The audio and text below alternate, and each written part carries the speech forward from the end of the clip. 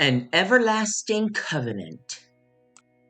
A reading from the devotional Morning by Morning by Charles Spurgeon.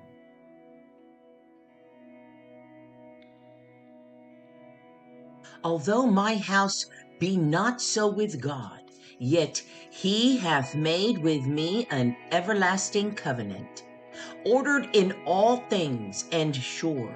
For this is all my salvation, and all my desire, although he make it not to grow. 2 Samuel 23:5. This covenant is divine in its origin. He hath made with me an everlasting covenant. Oh, that great word, he! Stop, my soul. God, the everlasting Father, has positively made a covenant with thee. Yes, that God who spake the world into existence by a word. He, stooping from his majesty, takes hold of thy hand and makes a covenant with thee. It is not a deed, the stupendous condensation of which might ravish our hearts forever if we could really understand it. He hath made with me a covenant. A king has not made a covenant with me that were somewhat, but the Prince of the kings of the earth, Shaddai, the Lord all-sufficient, the Jehovah of ages, the everlasting Elohim. He hath made with me an everlasting covenant. But notice, it is particular in its application. Yet hath he made with me an everlasting covenant. Here lies the sweetness of it to each believer. It is not for me that he made peace for the world. I want to know whether he made peace for me. It is little that he hath made a covenant. I want to know whether he has made a covenant with me. Blessed is the assurance that he hath made a covenant with me. If God the Holy Ghost gives me assurance of this, then his salvation is mine. His heart is mine. He himself is mine. He is my God. This covenant is everlasting in its duration. An everlasting covenant means a covenant which has no beginning and which shall never end. How sweet, amidst all the uncertainties of life, to know that the foundation of the Lord standeth sure, and to have God's own promise. My covenant will I not break, nor alter the thing that is gone out of my lips. Like dying David, I will sing of this, even though my house be not so with God as my heart desireth.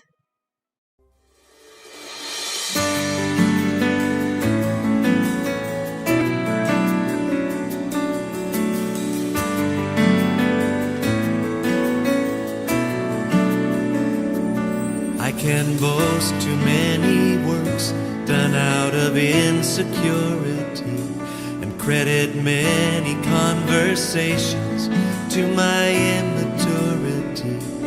And while I'm misunderstood, you are understanding me and showing me how grace is enough.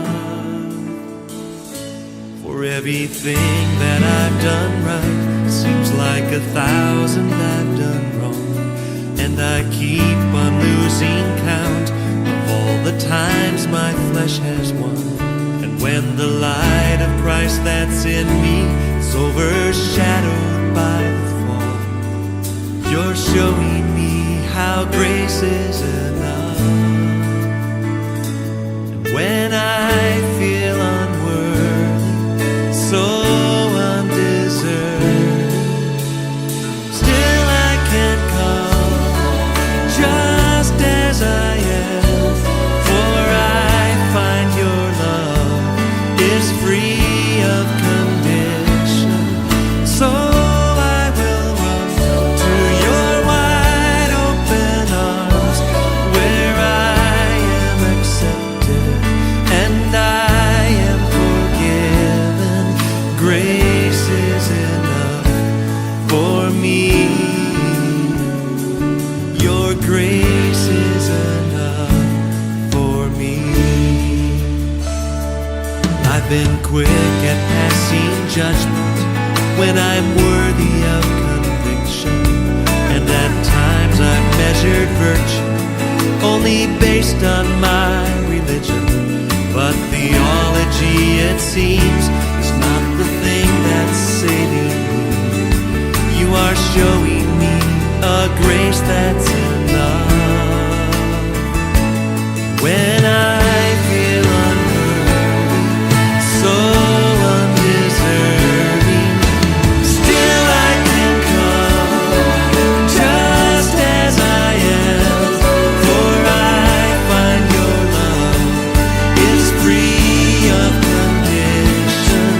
So I will run to your wide open arms, where I am accepted and I am forgiven. Grace is enough for me. Your grace is enough for me. Though I was blind, now I see. Sweet is the sound of your grace over me. For you said it all on the cross. Your grace goes beyond all that I've done. When I feel unworthy, so undeserving, you love me beyond all my failing and hurting. It's not who I am, but who I can be. I know you are working your purpose in me. Still I can come just as I am, for I find your love is free of condition. So I will run to your wide open arms, where I am accepted and I am forgiven. Grace is enough for me. Your grace is enough for me. Your grace is enough, more than enough. Your grace is enough for me.